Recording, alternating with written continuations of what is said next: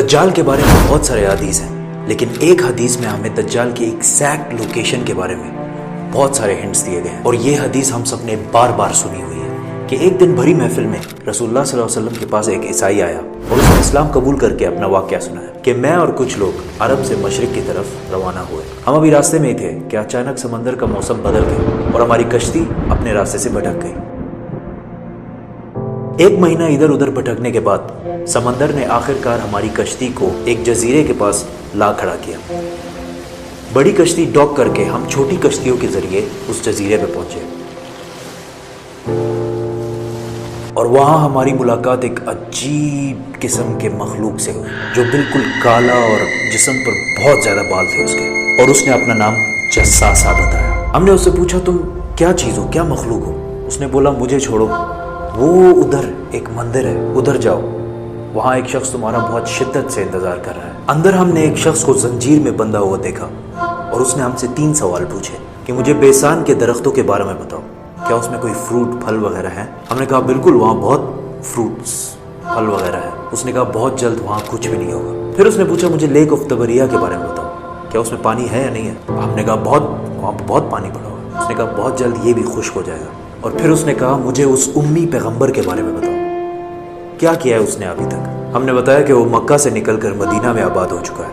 اس نے کہا کیا واقعی وہ یثرب مدینہ آ چکا ہے؟ یہ کہتے ہی اس نے کہا کہ اب میں بتاتا ہوں کہ میں کون ہوں۔ میں ہوں دجال، اور بہت جلد میں اپنی قید سے آزاد ہو جاؤں گا اور تمام علاقوں میں جاؤں گا سوائے مدینہ یعنی یثرب کے۔ رسول اللہ صلی اللہ علیہ وسلم نے تمام لوگوں کو مخاطب کر کے کہا اے لوگو، یہ ہے یثرب مدینہ۔ تمیم الداری جو کہہ رہا ہے مجھے اس میں سچائی نظر آ رہی ہے۔ یاد رکھو دجال شام کے سمندر میں ہے اور نہ یمن کے سمندر میں۔ اور اپنے ہاتھ سے مشرق کی طرف اشارہ کر کے کہا دجال مشرق میں ہے، دجال مشرق میں ہے، دجال مشرق میں ہے۔ اب سمپل سی بات ہے، ایز وی نو کہ مشرق کی طرف سفر کے بعد ان کی کشتی ایک جزیرے پہ رکی تھی۔ So let's just find out all the islands east of مدینہ۔ مدینہ کے ایسٹ میں there's the famous Arabian Sea، اور اس میں مینلی 4 جزیرے پائے جاتے ہیں: Lakshadweep island in India, Socotra island in Yemen, Masirah island in Oman, and Astola in Pakistan. حدیث میں کلیئرلی فرمایا گیا ہے کہ دجال یمن کے سمندر میں نہیں ہوگا، تو یہ 2 آئلینڈز تو نکل گئے۔ رسول اللہ صلی اللہ علیہ وسلم نے مدینہ میں جو مشرق کی طرف اشارہ کیا تھا، اگر اس سے ہم ایک سیدھی لائن کھینچیں تو وہ بالکل استولا آئلینڈ کے اوپر سے گزرتی ہے۔ اور جب جساسا نے ان کو اس جزیرے پہ ایک ٹیمپل مندر کی طرف بھیجا تھا، تو اس جزیرے پہ ایک مندر ٹیمپل کے کوئی ریمینز تو ہونے چاہیے۔ انڈیا کے اس آئلینڈ میں تو ایسا کچھ بھی نہیں ہے، لیکن پاکستان کے استولا آئلینڈ میں پتہ ہے کیا ہے؟ مندر۔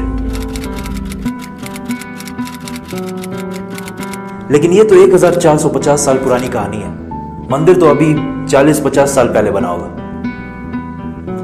2000 سال پرانا مندر، اور مندر بھی کس کا؟ کالی ماتا، ہندوؤں کی سب سے خطرناک اور خوفناک گاڈس، دیوی، جو دکھنے میں بہت خوفناک اور جس کے جسم پر بھی بہت زیادہ بال ہیں۔ کچھ یاد آیا؟ جساسا۔ ان صحابیوں نے جس عجیب سے مخلوق کی بات کی تھی وہ بالکل ہندوؤں کے اس بھگوان سے ملتا جلتا ہے۔ لیکن اگر آج آپ استولا آئلینڈ جائے تو آپ کو دجال نہیں ملے گا۔ وہ آزاد ہوا ہے یا نہیں یہ تو نہیں پتا، لیکن یہ جو جساسا ہے اس کو غور سے دیکھیں۔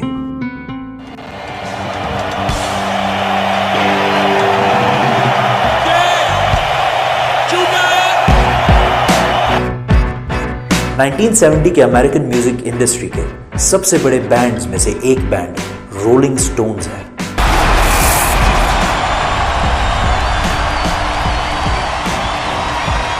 جس نے اپنا یہ لوگو ہندو گاڈس کالی ماتا سے انسپائر ہو کے بنایا، اور یہ لوگو پچھلے صدی کے سب سے مشہور لوگوز میں سے ایک ہے، اور رولنگ سٹونز بینڈ کو one of the greatest of all time مانا جاتا ہے۔